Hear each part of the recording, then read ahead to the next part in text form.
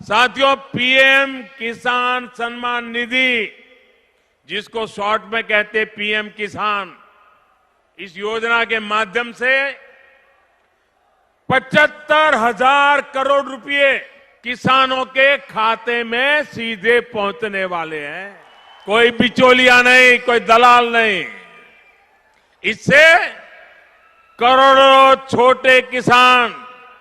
जिनको कभी सरकारी मदद नहीं मिली,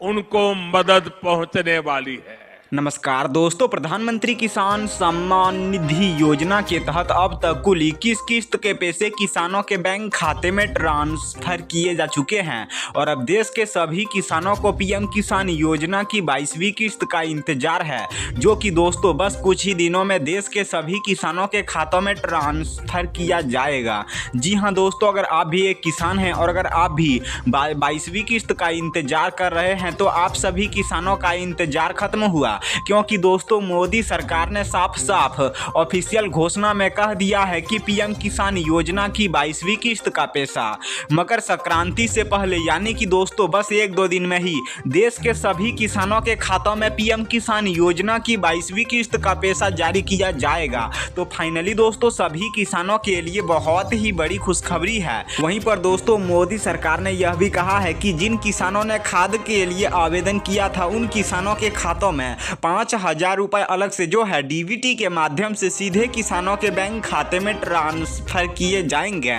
तो फाइनली दोस्तों सभी किसानों की इस बार बल्ले बल्ले होने जा रही है। लेकिन दोस्तों आप लोगों को तो पता ही होगा कि इन योजनाओं का लाभ सिर्फ उन्हीं किसानों को मिलेगा जिन्होंने अपनी केवाईसी के साथ साथ भू सत्यापन के काम को करवा लिया था, और जिन्होंने अभी तक अपना ई केवाईसी के साथ साथ भू सत्यापन के काम को नहीं करवाया था उन किसानों को 22वीं किस्त का पैसा नहीं मिलेगा, क्योंकि दोस्तों मोदी सरकार ने पहले ही साफ साफ ऑफिशियल घोषणा में कह दिया है कि सिर्फ पात्र किसानों के खातों में ही किसान सम्मान निधि योजना की किस्त का पैसा ट्रांसफर किया जाएगा। धन्यवाद।